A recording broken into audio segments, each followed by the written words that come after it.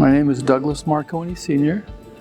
I am an enrolled member of the Nez Perce Tribe, and I am the Executive Director of the Nez Perce Tribal Housing Authority. What motivated me to attend this week's summit is a core desire to see building codes interact with how we build, what we build, and the importance of having safety as a factor. More so having some cultural diversity in our planning and designing of our homes. We as tribal members desire to have more homes that are bigger, can accommodate things that we do. Even sometimes, having our spiritual kinds of activities and practices inside those homes. So you need the space. We don't often think of that, and we should, because we should be planning, because we're sovereign in our plans and our ideas.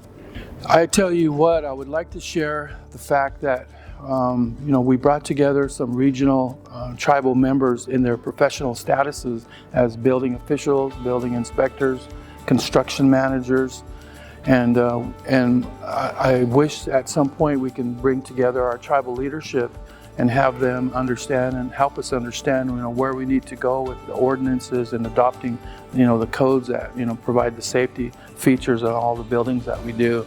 It would be so much easier if we had zoning divisions or zoning office with the zoning ordinance, planning departments, which we already do have.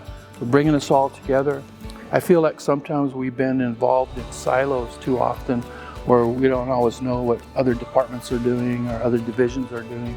So if we could tear down some of them silos and have a positive impact on our community, we're going to be able to share a lot of successes and kind of begin to grow. I'm not saying we haven't grown, but I've only been here for approximately 9 months back on the reservation, and in my former role as executive director of the Colville tribe in eastern Washington, and working with the Yakima Nation, two of the largest tribes in Washington state, seen a lot of activity.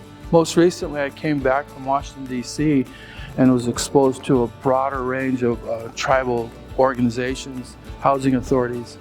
One thing I will also add is that I learned when I was in D.C. about coalition work. And coalition work and housing authorities, we didn't always mesh because we didn't know which either of the two were, we were doing, the kinds of work we were doing. But as we began to mesh and coordinate, I see a bridge really beginning to form and happen, and I want to encourage that. I think that's the most positive things I can see from this week's conference that we had, or the summit we had here.